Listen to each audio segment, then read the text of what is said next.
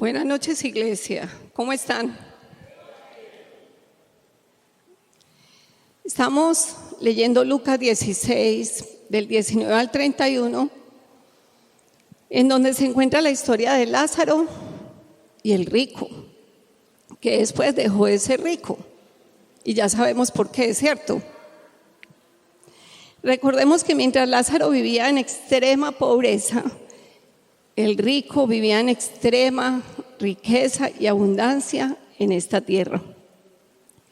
Sin embargo, dígale al que está a su lado, sin embargo, ambos murieron y uno fue llevado a un lugar de consuelo y el otro fue llevado a un lugar de tormento. Recuerde que todos estamos en la fila y todos nos vamos a morir. El rico, en medio de gran sufrimiento y agonía, alzó sus ojos en el Hades, que es el lugar de los muertos, y allí vio también a Lázaro y a Abraham. Hemos hablado de Lázaro y del hombre que fue rico. Y ahora el Espíritu Santo me ha guiado a hablar de Abraham, quien también es mencionado en esta historia. Como no tenemos afán, y en esta iglesia escudriñamos palabra por palabra las Sagradas Escrituras, haremos un zoom en la vida de este patriarca. Iglesia, ¿quién es Abraham? Porque es importante, porque se menciona tanto en las Sagradas Escrituras. Es mencionado 220 veces en la Biblia aproximadamente, y aproximadamente 70 son en el Nuevo Pacto. Voy a decir algunos de los nombres de la genealogía de Abraham. Abraham fue hijo de Tarem, descendiente de Sem, de Noé, quien fue descendiente de Matusalén, hijo de Enoc, y Enoc, quien fue descendiente de Set, hijo de Adán, hijo de Dios. Inicialmente su nombre era Abraham, que significa Padre exaltado, y su mujer Sarai, cuyo nombre significa discutidora. Y salieron Abraham y su familia de Ur de los Caldeos, uno de los primeros núcleos urbanos de Mesopotamia que se ubica en la actualidad en Irak, y fueron tomados de allí para habitar en Canaán. Cuenta la palabra que salieron en dirección a Canaán, pero de camino a este lugar se detuvieron en Harán. Dígale al que está a su lado, Harán.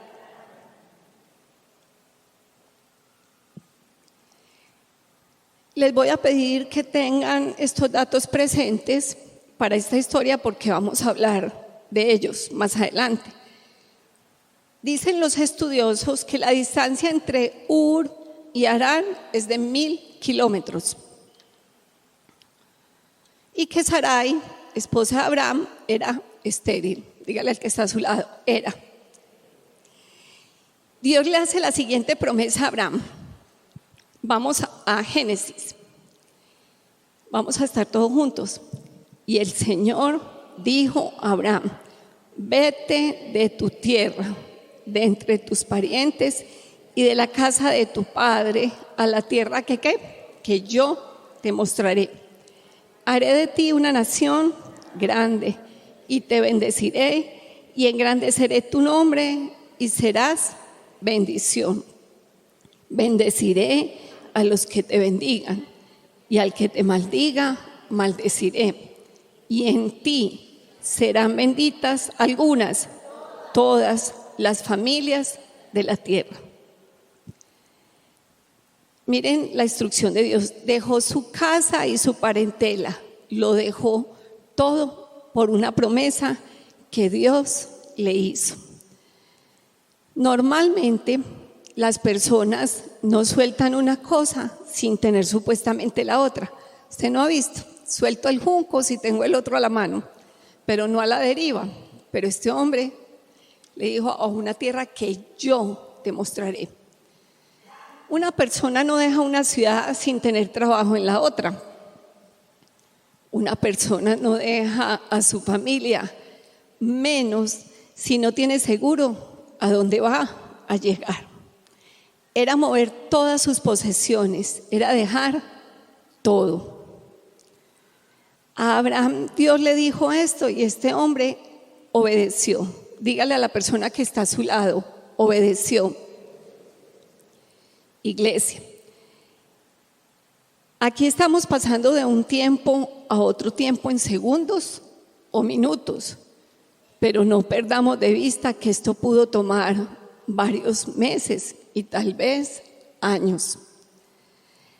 Recuerde que Abraham salió de Ur, se estableció en Harán y de allí Dios lo llamó y él dejó también Harán para obedecerlo. Uno pasa por acá rápidamente, pero Abraham se trasladó de un lugar a otro y al llegar a Harán le tomó 1000 kilómetros y ahora debía moverse a otro lugar. Entonces salió de Harán con su mujer y su sobrino camino a Canaán con todos los bienes que había acumulado. Dicen que la distancia ahora sí entre Harán y Canaán era de 650 kilómetros. ¿Se acuerdan de 1000 kilómetros que debíamos tener en cuenta? Con esos 1000 kilómetros de Ur a Harán y los 650 de Harán a Canaán, Abraham en total recorrió 1650 kilómetros para llegar a su destino final. Mire el recorrido que este hombre hizo por fe en el Señor. ¿Sabe usted cuántos son 1650 kilómetros? ¿Cuántas veces es ir a la costa? ¿Algunos saben? 4. Por allí dicen 4. 4 o 3. Es ir y volver a la costa, ¿cuántas veces? 3, 4. Y en esa época no existían los carros, mis amigos. Si en un carro puede parecer extenso, ahora pensemos en los medios de transporte de esa época. No sé si ustedes han visto películas de la época, pero antes se desplazaban era caminando. Luego tomaron los animales como animales de carga y tomaban burros o camellos para desplazarse de un lugar a otro. Pero sin embargo, Abraham igualmente obedeció sin chistar, sin criticar a Dios. Su confianza estaba puesta en el Señor sin cuestionarlo. Los invito a pensar en los pasos de fe que deben dar en sus vidas.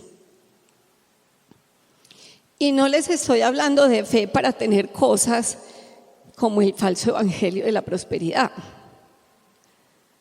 Me refiero a todo lo que Dios quiere pulir en tu vida, todo lo que quiere cambiar, todo lo que quiere que usted suelte.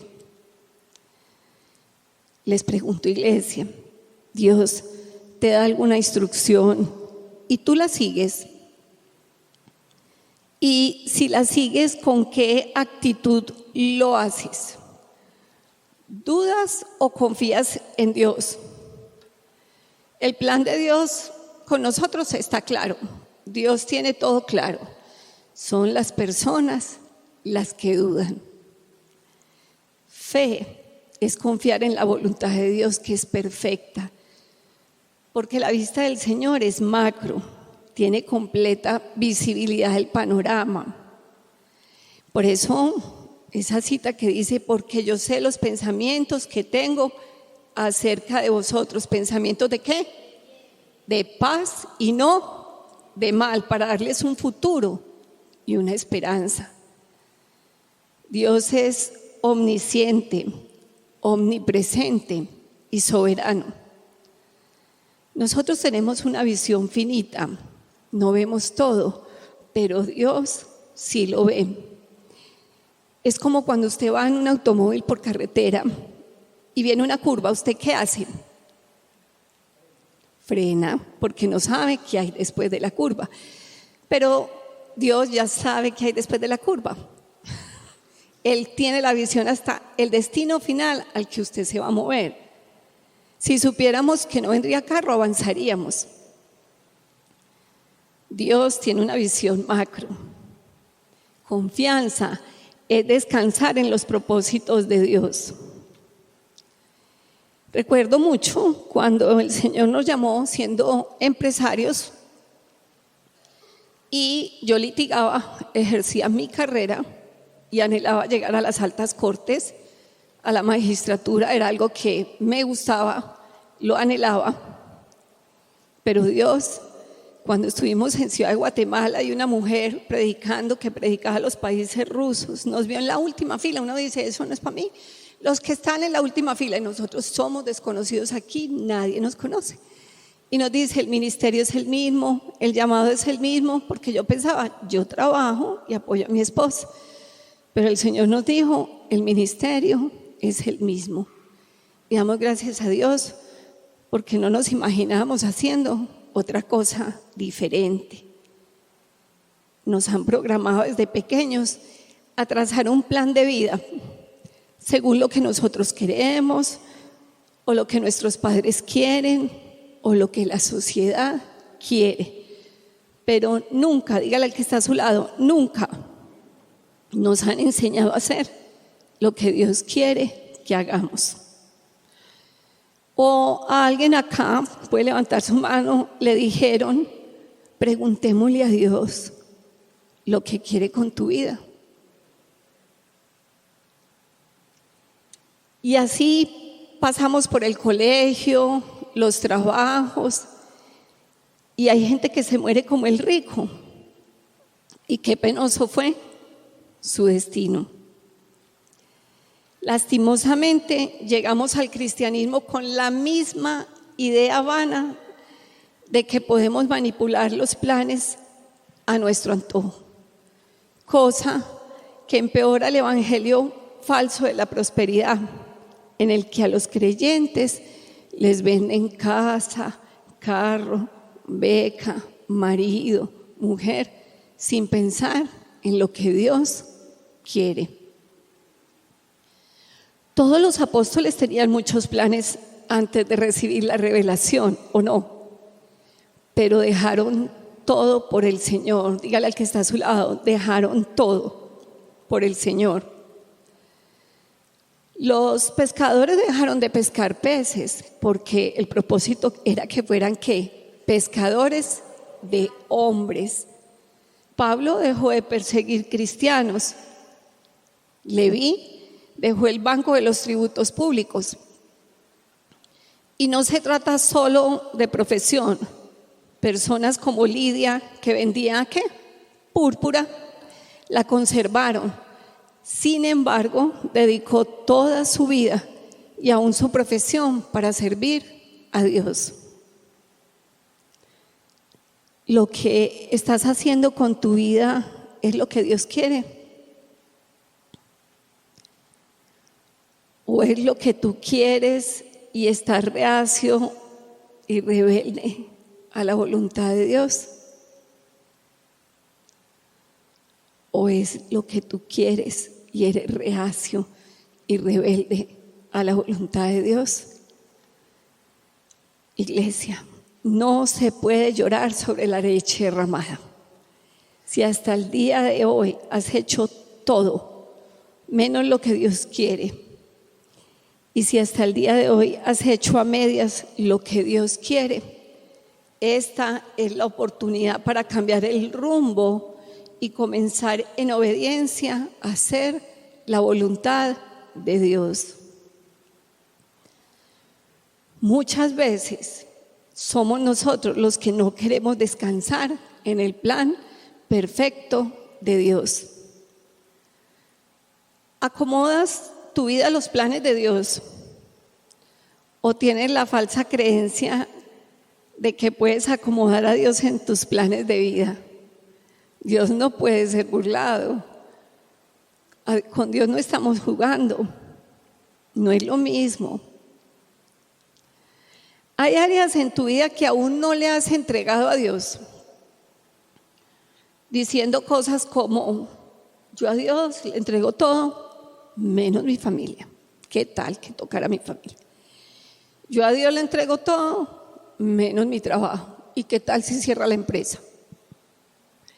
Yo a Dios le entrego todo, menos el lugar donde vivo. ¿Y qué tal si te mueves de ciudad? Le entrego todo, menos mis finanzas. No le demos ideas. Le entrego todo, menos mi sexualidad. Le entrego todo, menos mi salud. Porque cuando el Señor toca un área de esas, decimos: no. O sea, si la cosa se va a poner así con Dios, me dejo de congregarme, yo no sigo leyendo la palabra, ya está tocando esa área. Mejor volvamos a Abraham. Sigamos aprendiendo de él. Habiendo llegado a Canaán, el Señor le dijo que a la descendencia de él le daría esa tierra. Dios hizo un pacto con Abraham y le dijo que sería padre de ¿cuántos? De naciones, por lo que le cambió su nombre a Abraham, que significa padre de multitud. Abraham le creyó a Dios y fue contado por justicia. Mire, cuenta la historia que desde los 75 años más o menos él recibe la promesa, ¿cierto? Pero vamos a ver que entre la promesa y el cumplimiento hay un tiempito. Nosotros somos muy desesperaditos. Dios promete algo y es cuando se va a cumplir, pero en este interregno es que Dios necesita saber y pulir el carácter nuestro. Tenía 100 años cuando nació Isaac, su hijo, 100. El hijo de la promesa, porque acuérdense que por allá le pegó una ayudadita. Y tiempo después, Dios le pidió que sacrificara a su hijo Isaac. Y al ver Dios que Abraham estaba dispuesto a entregarle todo, incluso a su hijo, le dijo que iba a bendecirlo grandemente. ¿Qué tal donde el Señor nos diga: pon a tu único hijo o a uno de tus hijos en el altar que lo necesito? Porque no sé si recordamos la historia, pero cuando el Señor le dice, él no le dijo: ay no, pues me da una promesa y enseguida me la quita. Hay que subir, y dice que él subió con el muchacho y dice: Dios se proveerá de cordero. Y tenía esa fe tan férrea que decía: subiremos y volveremos. Él nunca dudó de que Dios podía ponerle la cabeza al muchacho, se había que quitársela. ¿Cómo lo iba a hacer? No sabía, pero él no estaba dudando. Este hombre murió a la edad de 175 años y dice Génesis: Abraham expiró y murió en buena vejez, anciano y lleno de días, y fue reunido a su pueblo. Miren cómo habla de este patriarca el Espíritu Santo en Hebreos. Yo creo que el texto es más que claro. Vamos a leerlo todos juntos, por favor.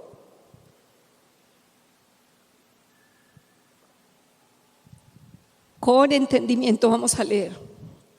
Por la fe, Abraham, al ser llamado, obedeció, saliendo para un lugar que había de recibir como herencia, y salió sin saber a dónde iba.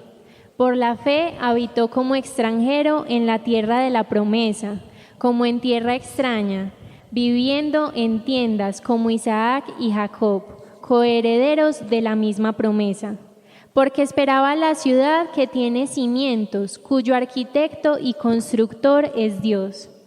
También por la fe Sara misma recibió fuerza para concebir, aún pasada ya la edad propicia, pues consideró fiel al que lo había prometido. por lo cual también nació de uno, y este casi muerto con respecto a esto, una descendencia como las estrellas del cielo en número, e innumerable como la arena que está a la orilla del mar. Todos estos murieron en fe, sin haber recibido las promesas, pero habiéndolas visto y aceptado con gusto desde lejos, confesando que eran extranjeros y peregrinos sobre la tierra, porque los que dicen tales cosas claramente dan a entender que buscan una patria propia.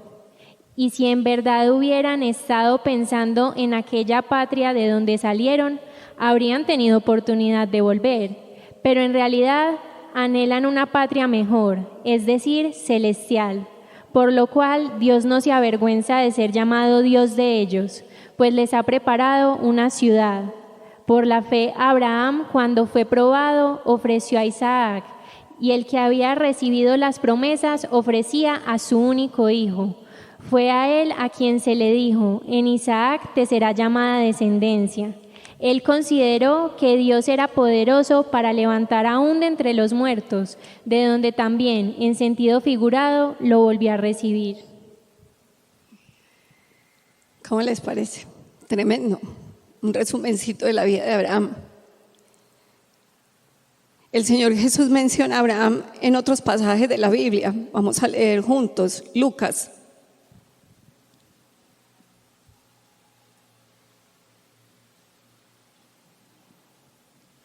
Pasaba Jesús por ciudades y aldeas, enseñando, mientras proseguía camino a Jerusalén. Y alguien le dijo: Señor, son pocos los que se salvan. Y él les dijo: esforzaos por entrar por la puerta estrecha, porque os digo que muchos tratarán de entrar y no podrán.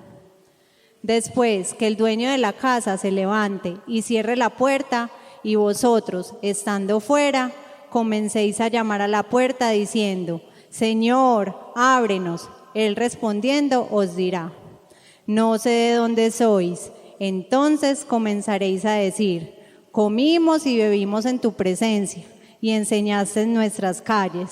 Y él dirá: os digo que no sé de dónde sois. Apartaos de mí, todos los que hacéis iniquidad. Allí será el llanto y el crujir de dientes, cuando veáis a Abraham, a Isaac, a Jacob y a todos los profetas en el reino de Dios, pero vosotros echados fuera. Y vendrán del oriente y del occidente, del norte y del sur, se sentarán a la mesa en el reino de Dios. Y he aquí, hay últimos que serán primeros, y hay primeros que serán últimos. Aquí, hablando del juicio venidero que recaerá sobre todo el mundo, y del reino de Dios que no tendrá fin, del cual aquellos que el Señor Jesús no conozca, porque no tuvieron una relación real y genuina con Él, no participarán. Dígale al que está a su lado: no participarán. Esto no es una parábola, tampoco una amenaza, es una sentencia. Presentando a Abraham como uno de los justos que estará acompañado de esas naciones que también entrarán al reino de Dios. Más pasajes que mencionan a Abraham. Juan dice: ellos le contestaron y le dijeron: Abraham es nuestro padre. Jesús les dijo: si sois hijos de Abraham, haced las obras de Abraham. Pero ahora procuráis matarme a mí, que os he dicho la verdad que oí de Dios. Esto no lo hizo Abraham. Acá se le menciona como ejemplo de sus actos, no en una alegoría, sino en una realidad de los hechos. Y en Juan 8 dice: vuestro padre Abraham se regocijó esperando ver mi día, y lo vio y se alegró. Por esto los judíos le dijeron: ¿aún no tienes 50 años y has visto a Abraham? Jesús les dijo: en verdad os digo, antes que Abraham naciera, yo soy. Iglesia, la vida de Abraham es para nosotros un gran ejemplo, digno de atención por cómo Dios lo escogió para revelarse a él.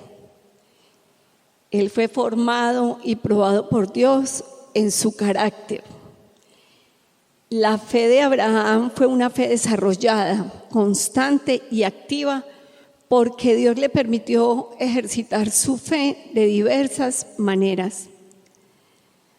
Ahora, no es el único de los antiguos que es mencionado en el Nuevo Pacto, especialmente en los Evangelios.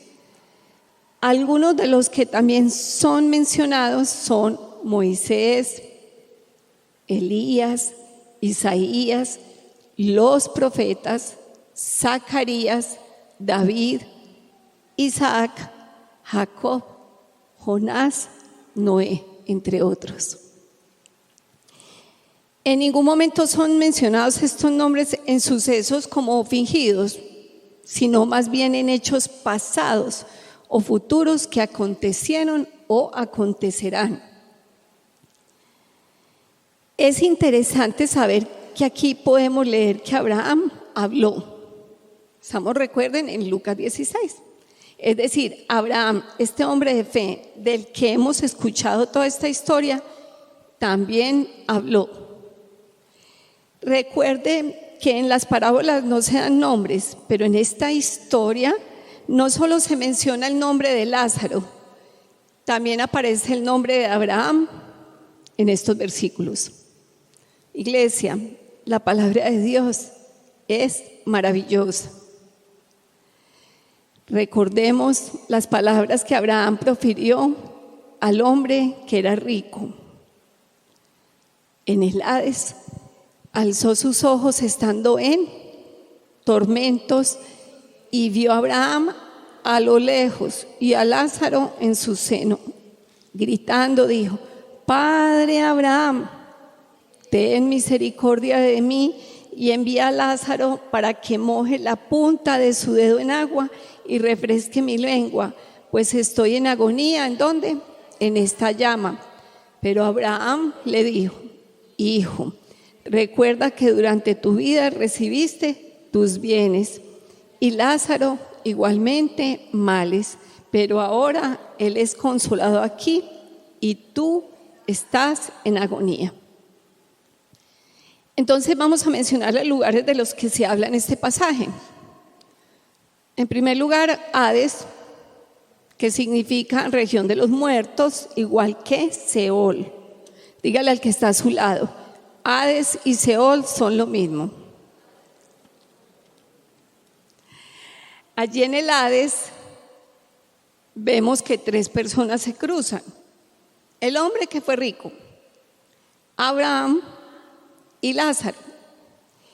Y Abraham puntualiza que mientras el rico está en agonía, Lázaro es ¿qué? Consolado. Lo que da a entender que en el Hades o Seol hay un lugar de consolación y hay un lugar de tormento. El segundo lugar mencionado es el lugar de tormento, denominado por algunos como el infierno, que en la Biblia textual aparece con una palabra griega, Gehenna, y es un sustantivo derivado de la frase hebrea que significa valle de Hinón. Dígale al que está a su lado: valle de Hinón. Y el valle de Hinón era utilizado por los judíos para referirse al castigo después de la muerte. Dígale al que está a su lado: después de la muerte. Recuerde, el Hades es mencionado primero, luego el lugar de tormento y en tercer lugar el lugar de descanso, de consolación, denominado por algunos como el paraíso, del griego paradeisos. He mejorado el griego. Que se define un lugar de felicidad, parque o jardín, asociado también con la palabra Edén. Entonces, un recorderis, el Hades o el Seol son como el avión que les dije hace 8 días. o una sala de espera que tiene un área VIP y una sala que no es VIP. En este caso es una área humeante en llama permanente y agonía. O un barco. ¿Cuántos han montado en barco? ¿Alguno por ahí? Con habitaciones para los pasajeros y el cuarto de máquinas. ¿Es el mismo barco o no? Sí, pero con distintos lugares y dos opciones de experiencia muy distintas. Muchas teorías se han levantado con respecto a estos lugares y si aún están vigentes, la gran mayoría de estudiosos concuerdan en que en el Hades y el lugar de tormento siguen vigentes, pero algunos, dígale al que está a su lado, algunos afirman que el paraíso ya no existe, lo cual vimos que es peculiar y particular, ya que Pablo nos menciona que visitó ¿qué? El paraíso. Vamos a leer el texto. Leamos muy bien este texto. Conozco a un hombre en Cristo que hace 14 años, si en el cuerpo, no lo sé, si fuera del cuerpo, no lo sé, Dios lo sabe, fue arrebatado ¿hasta dónde? Ese es uno de los lugares. Y, dígale que está a su lado, es decir, está adicionando otro evento, conozco al tal hombre, si en el cuerpo o fuera del cuerpo, no lo sé, Dios lo sabe, que fue arrebatado ¿a dónde? Al paraíso, donde oyó palabras inefables que no le es dado al hombre expresar. Esa Y que les mencioné en la Biblia, del griego al español, aparece como la palabra kai. Y su definición es también. Dígale al que está a su lado, también. Es decir, también conozco al tal hombre, si en el cuerpo o fuera del cuerpo, no lo sé, Dios lo sabe, que fue arrebatado al paraíso. O sea, estuvo en el tercer cielo y en el paraíso. Iglesia, es como yo venir a contarles. Ayer fui a Oviedo y al Tesoro. Si yo les digo eso, ¿ustedes entienden que fui qué? ¿A uno o a dos centros comerciales? A dos. Tremendo. Es importante mencionar que la expresión literal tercer cielo parece no ser mencionada ni referenciada más veces en las Sagradas Escrituras, pero sí se utilizan expresiones como los cielos de los cielos, es así, y muchísimas. La semana pasada quedamos en que íbamos a ver qué dice la palabra acerca de la muerte de los justos. Vamos a leer Tesalonicenses. Pero no queremos, hermanos, que ignoréis acerca de los que ¿qué? Dígale al que está a su lado, duermen. Esto es, los que están muertos, para que no os entristezcáis como los demás que no tienen esperanza. Porque si creemos que Jesús murió y resucitó, así también Dios traerá. Este verbo está conjugado ¿en qué? En futuro, con él a los que durmieron en Jesús. Por lo cual os decimos esto por la palabra del Señor, que nosotros, no están leyendo conmigo, los que estemos vivos y que permanezcamos hasta la venida del Señor, no precederemos a los que durmieron. Esto aclarando a la iglesia de Tesalónica que quienes nos encontremos vivos al momento en que el Señor regrese, ¿qué va a pasar? No vamos a preceder a aquellos que ya han muerto. Pues versículo 16, el Señor mismo descenderá del cielo con voz de mando, con voz de arcángel y con la trompeta de Dios, y los muertos en Cristo, ¿qué? se levantarán. Nuevamente un verbo conjugado ¿en qué? Futuro.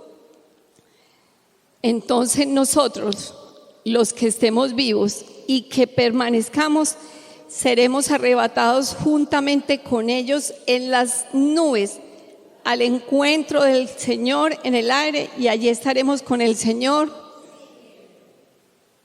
siempre. Dígale al que está a su lado, siempre.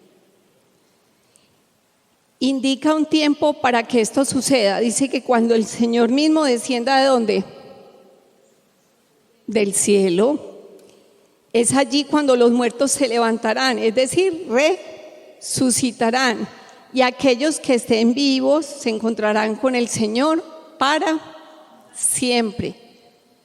Tenemos que esperar. Tal vez nosotros estemos entre los que duermen, o sea, porque ya nos fuimos, o entre los que estén con vida en ese momento. Y el Espíritu Santo, a través de Pablo, continúa diciendo, Sarita, por favor, ven, Sara Pérez, estas palabras: Iglesia, quienes ya han muerto en el Señor tienen la esperanza de resucitar con Cristo. Vamos a leer muy lento y muy despacio más acerca de la muerte de los justos en la Biblia, en 1 Corintios. Mas ahora Cristo ha resucitado entre los muertos, primicias de los que durmieron, porque ya que la muerte entró por un hombre, también por un hombre vino la resurrección de los muertos, porque así como en Adán todos mueren, también en Cristo todos serán vivificados. Serán. Miren pues otra vez futuros. Sigue, versículo 23. Pero cada uno en su debido orden. Cristo las primicias, luego los que son de Cristo en su venida. Entonces vendrá el fin, cuando Él entregue el reino al Dios y Padre, después de que haya abolido todo dominio y toda autoridad y poder. Pues Cristo debe reinar hasta que haya puesto a todos sus enemigos debajo de sus pies. Y el último enemigo que será abolido es la muerte. Muy bien, repita conmigo. El último enemigo que será abolido ¿es cuál? La muerte. Y a partir del versículo 50 de este capítulo se pone aún más claro el apóstol y nos arroja más datos. Y esto digo, hermanos, que la carne y la sangre no pueden heredar el reino de Dios, ni lo que se corrompe hereda lo incorruptible. He aquí, os digo un misterio: no todos dormiremos, pero todos seremos transformados en un momento, en un abrir y cerrar de ojos, a la trompeta final, pues la trompeta sonará y los muertos resucitarán. Futuro, incorruptibles, y nosotros seremos transformados, porque es necesario que esto corruptible se vista de incorrupción y esto mortal se vista de inmortalidad. Pero cuando esto corruptible se haya vestido de incorrupción y esto mortal se haya vestido de inmortalidad, entonces se cumplirá la palabra que está escrita: devorada ha sido la muerte en victoria. ¿Dónde está, oh muerte, tu victoria? ¿Dónde, oh sepulcro, tu aguijón? El aguijón de la muerte es el pecado, y el poder del pecado es la ley. Pero a Dios gracias, que nos da la victoria por medio de nuestro Señor Jesucristo. Por tanto, mis amados hermanos, estad firmes. Dígale al que está a su lado: firmes, constantes, abundando siempre en la obra del Señor, sabiendo que vuestro trabajo en el Señor no es hermosa la palabra del Señor. Ahora, no nos debemos enloquecer con esto. Nuestra ocupación debe ser estar inscritos ¿dónde? En el libro de la vida del Cordero. que si los muertos en Cristo ya están en el cielo nuevo, en la tierra nueva, que si están en sala de espera, en un lugar de consolación, hasta la llegada de Cristo. No debemos caer en esas discusiones, sino más bien dedicarnos al servicio de Dios y a no dejar nuestro primer amor, sino antes con pasión buscarlo y pelear la buena batalla, correr la carrera, guardando la fe, amando la venida de nuestro Señor Jesucristo. Tesalonicenses dice: por otra parte, a ustedes que ahora están sufriendo, les dará paz junto a nosotros cuando con fuego ardiente el Señor Jesús sea revelado junto con sus ángeles poderosos. Él vendrá del cielo para castigar a todos los que no reconocen a Dios ni obedecen las buenas noticias acerca de nuestro Señor Jesús. El castigo para ellos será una destrucción que durará algunos días. Dígale que está a su lado: para siempre. No disfrutarán de la presencia del Señor ni de su gran poder. Qué triste vivir en una destrucción que dura para siempre y estar privados de la eternidad, de la presencia de Dios. Si estamos bien con el Señor, maravilloso, porque si estamos vivos cuando Él venga, podemos estar de pie delante de Él. Si morimos antes, tenemos la paz y confianza absoluta de que seremos ¿qué? Resucitados. Y esa paz también la tenían los antiguos, como lo dice el profeta Daniel. Mas tú, es decir, Daniel, sigue hasta el fin, descansarás y te levantarás para recibir tu heredad al fin de ¿qué? De los días. O sea que en otras dice, a Daniel le dijeron que se moría, pero que tranquilo, que al final recibía su heredad. Conociendo el final eterno del rico en una llama permanente y de Lázaro en un lugar de consolación, debemos apuntarle, amados, a que cuando muramos también vengan ángeles por nosotros y nos encontremos en un lugar tranquilo y apacible. Porque sea que alguien crea en lo que leemos de lo que antes de la resurrección, que está el Hades y allá hay un lugar de tormento y de gozo, o sea que alguien crea que llega de una vez a la Nueva Jerusalén o al lago de fuego, solo hay dos opciones: un lugar maravilloso o un lugar tormentoso. Y a nosotros que estamos vivos, dígale al que está a su lado, estamos vivos, aún tenemos tiempo de cambiar el rumbo de nuestra vida eterna. Recordemos que lo que haces cada día determina tu eternidad. Recuerda que lo que cultivas en tu mente y en tus actos día a día determina tu eternidad. Pero mientras estamos vivos hay esperanza. Debemos buscar a Dios mientras Él aún puede ser hallado. Y es un texto muy hermoso de Isaías. Buscad al Señor mientras, quiero que lo lean todos por favor. Buscad al Señor mientras pueda ser hallado. Llamadle en tanto que está cerca. Abandone el impío su camino y el hombre inicuo sus pensamientos, y vuélvase al Señor, que tendrá de él compasión, al Dios nuestro, que será amplio en ¿qué? Perdonar. ¡Qué belleza! Dios es amor y extiende para todos su bondad, su fidelidad y su misericordia. Dice Segunda de Pedro: el Señor no se tarda en cumplir su promesa, según algunos entienden, la tardanza, sino que es paciente para con vosotros, no queriendo que nadie perezca, sino que todos, dígale al que está a su lado, todos vengan al arrepentimiento. Dios a todos nos extiende su mano. No dudemos en tomarla para ser eternamente bendecidos con su preciosa presencia.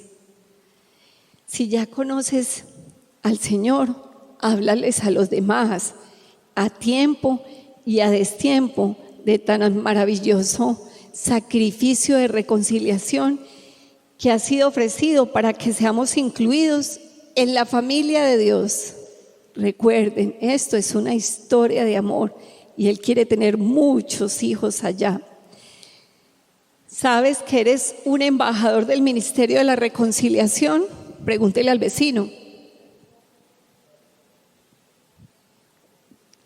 ¿Sabes que eres un embajador del ministerio de la reconciliación? Por tanto, dice Corintios, ¿somos qué? Embajadores de Cristo, como si Dios rogara por medio de nosotros. En nombre de Cristo os rogamos, reconciliados con Dios. Eso hay que leerlo nuevamente. Por tanto, somos embajadores de Cristo, como si Dios rogara por medio de nosotros. En nombre de Cristo os rogamos, reconciliados con Dios. Con todo esto en mente, con todo lo que Dios nos ha revelado hasta el día de hoy, leamos este texto tan maravilloso y a la vez severo de las Sagradas Escrituras, de Lucas, que es el que estamos desarrollando. Había cierto hombre rico que se vestía de púrpura y lino fino, celebrando cada día fiestas con esplendidez. Y un pobre llamado Lázaro yacía a su puerta, cubierto de llagas, ansiando saciarse de las migajas que caían de la mesa del rico. Además, hasta los perros venían y le lamían las llagas. Y sucedió que murió el pobre y fue llevado por los ángeles al seno de Abraham. Y murió también el rico y fue sepultado. En el Hades alzó sus ojos estando en tormentos y vio a Abraham a lo lejos y a Lázaro en su seno.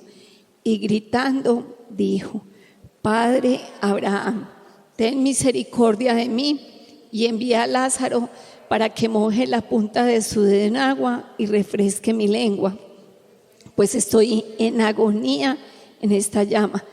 Pero Abraham le dijo: Hijo, recuerda que durante tu vida recibiste tus bienes y Lázaro igualmente males, pero ahora él es consolado aquí y tú estás en agonía.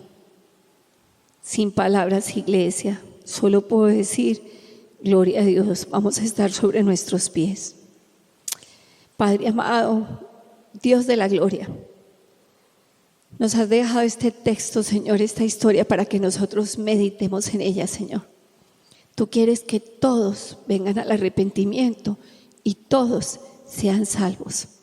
Yo te pido, Señor, que nosotros podamos alinear nuestra vida al propósito que tú tienes con cada uno de nosotros.